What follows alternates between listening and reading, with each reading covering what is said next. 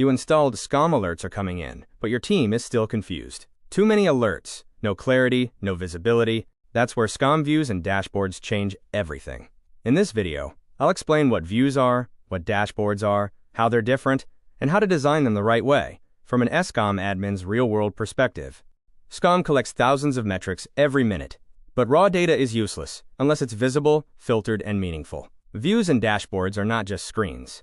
They are how your NOC, admins, and managers understand what's happening in the environment. Bad views create noise. Good views create fast decisions. Let's start with views. Views are structured ways to look at monitoring data inside SCOM. They are mainly used by operators and administrators for day-to-day work. Views answer questions like, what alerts are active right now? Which servers are unhealthy? How is CPU or memory behaving over time? Think of views as detailed operational windows into SCOM. These are types of views in SCOM we are going to discuss: alert view, state view, performance view, and diagram view in coming slides, as these are mainly used. Alert views are the most used views in SCOM. They show active alerts based on severity, source, and resolution state.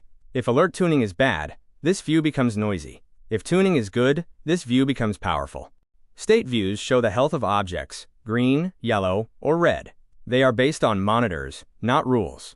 This view answers one simple question: is my system healthy right now?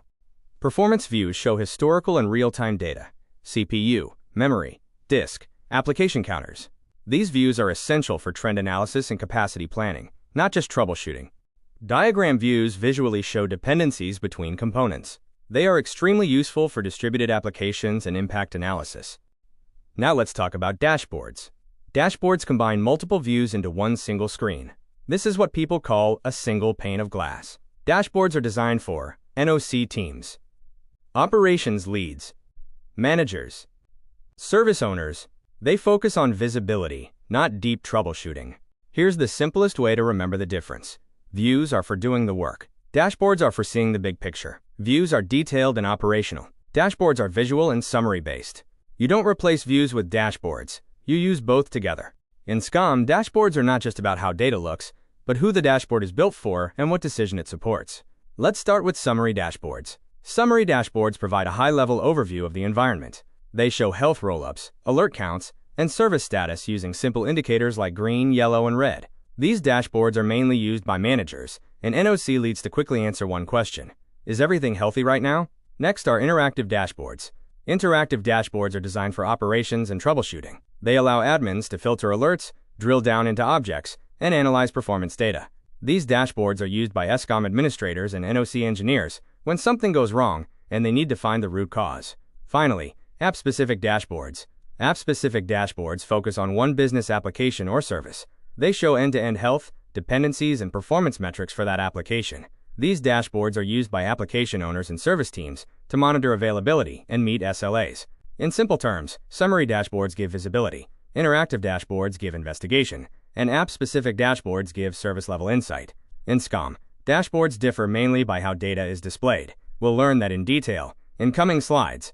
Grid dashboards show data in tables, alerts, objects, performance lists. They are perfect when teams need sortable, actionable information. State dashboards show health roll-ups using green, yellow, and red indicators. These are commonly used for service health and SLA monitoring. Performance dashboards use charts and graphs to show trends. They help teams move from reactive monitoring to proactive monitoring. SCOM 2025 emphasizes web-based dashboards, no console dependency, role-based access, perfect for modern remote operations teams. In SCOM, effective views start with proper design. Always tune monitors before creating views to reduce noise. Keep views focused and role-specific, not overloaded with data. Use clear filters and meaningful names so operators can act quickly. Well-designed views save time and prevent alert fatigue.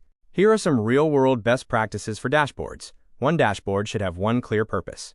Don't overload dashboards with widgets. Always tune alerts before creating views.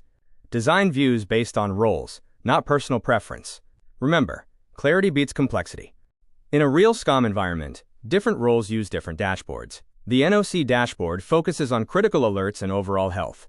The admin view provides detailed alerts and performance data for troubleshooting. And the manager dashboard highlights SLA compliance and service health for decision-making. Most SCOM environments fail here. Too many alerts. Same dashboard for everyone. No performance views. Dashboards built without understanding business services. SCOM doesn't fail. Design fails. Views give you depth. Dashboards give you visibility. When designed correctly, SCOM becomes more than a monitoring tool. It becomes an operations platform. If this video helped you, thumbs up, like speech balloon, comment bell, subscribe for more real-world SCOM content. See you in the next one.